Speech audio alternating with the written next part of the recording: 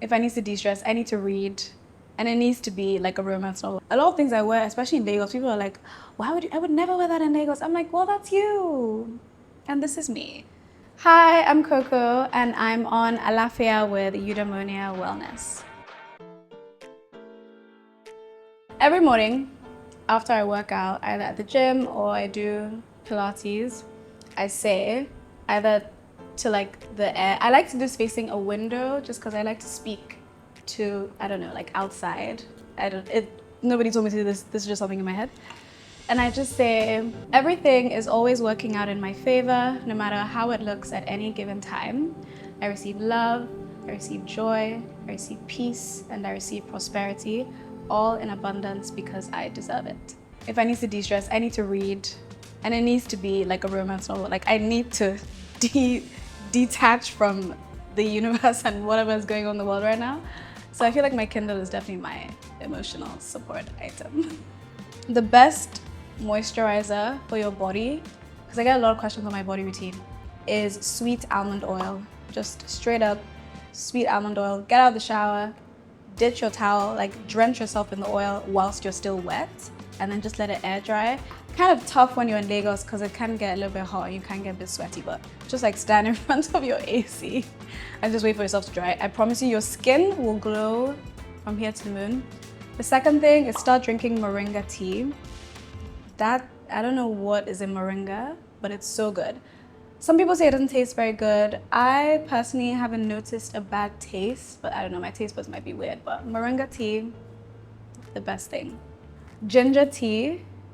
If you like, chew the ginger. However you want to intake ginger in your life, you need ginger in your life. Ginger tea with lemon and honey will save you from every illness, will make your skin glow, your gut health, will improve your digestive system. Ginger is literally liquid gold for your body. You need it. I have to read something every morning to start my day. Most of the time it is my Bible. If it's not, just like, I don't know, I feel like I have to start my day with words as opposed to technology. If I pick up my phone first thing in the morning, I notice a big shift in my concentration levels and my productivity throughout the day. I just feel like reading kind of exercises your mind for the morning, if that makes sense. And then also working out. Even if I do like a 10-minute Pilates routine, it helps so much. Stretch in the morning, it literally wakes you up like nothing else. So those two things, super important. Honestly, I just leave my phone in my room sometimes and leave it there. Like I don't need to have it on me all the time because I'm online too much. Which is why oftentimes when I travel, I don't actually create that much content because I'm like, I need to just take a breather, which is annoying for the viewers, but guys, I need a break sometimes. But reading, I'm saying reading a lot in this interview, but I do read. I do read a lot. It's like the best thing for me. De-stress. I think at the moment is probably the most, I would say in the past 2 years is the most comfortable and very, very sure I've been in my personal style, and everything that I wear, I'm very much like, this is very, very me. The journey to getting here, I feel like there are no rules to how you get to discover your personal style. You really just have to try things out. What makes you feel good, what doesn't make you feel good, and also just be very self-aware, a lot of introspection. Am I wearing this because it's on trend or because everyone else around me is wearing it? Or am I wearing it because I genuinely think that it looks cool? A lot of things I wear, especially in Lagos, people are like, why would you? I would never wear that in Lagos. I'm like, well, that's you. And this is me. Self-confidence for me is very attached to what I wear, only because what I wear makes me feel a way. And so everything just kind of wraps up into each other.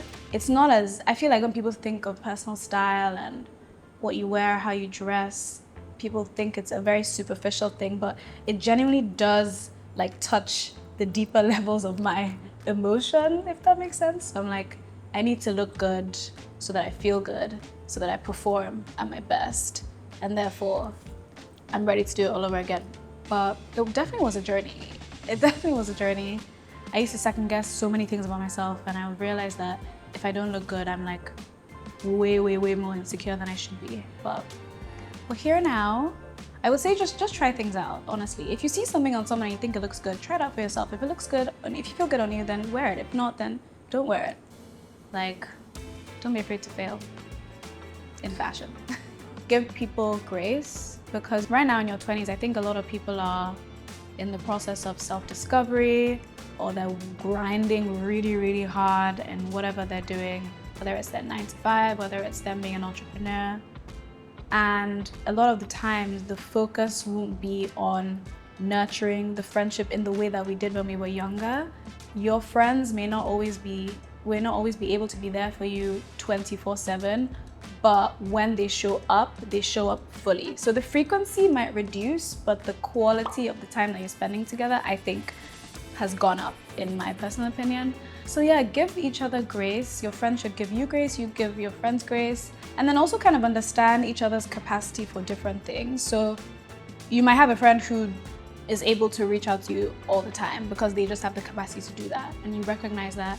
And they can also recognize that you're not that kind of person, but when you do reach out to them, they know that it's coming from a place of love and you're genuinely interested in how they're doing, etc. So recognizing each other's strengths, capacity to do different things or be a certain friend to you, and then giving each other grace and space to grow in whatever they're doing, and then just always making sure that they know that you are there for them no matter what, I think is super important. It is where I stem everything from, because it's where I find my identity. Okay, so let's pick something in wellness. Let's say skincare. I personally struggle with acne, and it could make me super depressed, but because I know my identity in Christ, I'm like, I'm battling with this, yes, but I know, number one, it's not forever, and number two, it doesn't define me. Number three, it's a hurdle that I can overcome.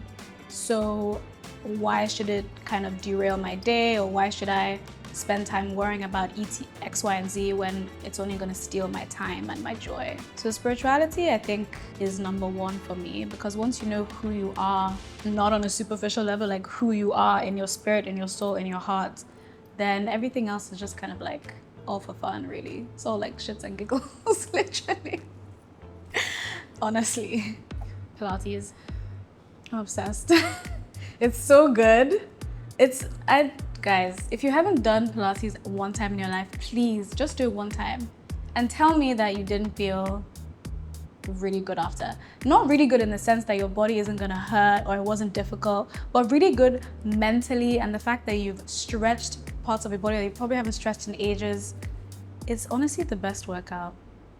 And if you're a lazy person, it's also really good. Like, honestly, it's the best. I get this question a lot, actually. And there's no magic formula. Honestly, I just enjoy working out there. I feel like I'm just lucky that way. Well, I don't know if it's lucky, it's just what it is.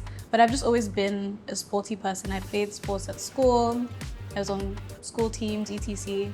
So working out has just always been a part of my life. I can't imagine, like, I feel sluggish without it. So it's something that I feel like I need. But a lot of people aren't like that. And I don't think you should beat yourself up if you're not like that. You should either commit to doing something, which I feel like your commitment surpasses your current emotion. So if you wake up and you're tired, but you're committed to doing something, I do believe that you should still go ahead and do it. But if you find it hard and you want results, I hate to say, but you just gotta do it. I'm sorry. There's no ways around it. Not everything in life can be easy, guys. Like, I'm sorry. That's just what it is. Oh, when I want to eat clean, I'm gonna be honest. I don't know if I do think I eat clean, but I don't think about food as much as what my lifestyle might assume in terms of what I'm eating. I mean, I don't like super oily things, but eat clean. Okay, Lagos is easy. I really like Zia and my house. I'm not gonna lie.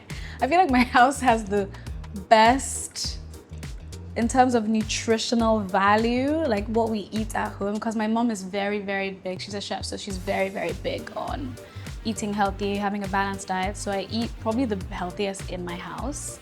In London, see, the thing is, when I'm away, I'm just trying to eat the most delicious food. Like, if it's clean or not, I don't know. Okay, but my favorite restaurant in London is La Petite Maison. I wouldn't say I think I won't say it's eating clean. It's not like healthy, but it's not unhealthy food. It's French food and it's decent. I wouldn't say that you're eating unhealthy if you eat there, personally. Food in America, I can't vouch for them over there. I personally cannot vouch for what goes on in the US. Eat at your own risk. That's what I would say. Okay, one thing, probably super lucky with genetics, that I feel like it takes a lot for me to eat. The one thing, if I eat really badly, it shows on my skin rather than me gaining weight, so that's one thing. But balance, honestly, my body is really sensitive to bad food. So I don't even really think I have a choice. If I eat fast food, I feel sick. Like it's the kind of, if I have it once, I feel sick, but I can be like, it was worth the enjoyment.